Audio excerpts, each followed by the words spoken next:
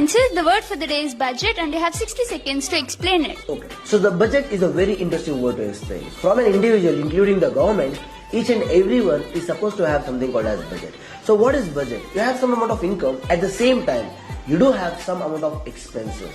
So the way you are going to balance it is going to be called as the budget. So what is this budget basically? So the budget is you have a X amount of income.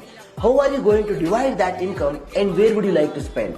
So for example, you would like to spend some amount of money on your food and some amount of money on your rent, at the same time on a parties and on your friends as well.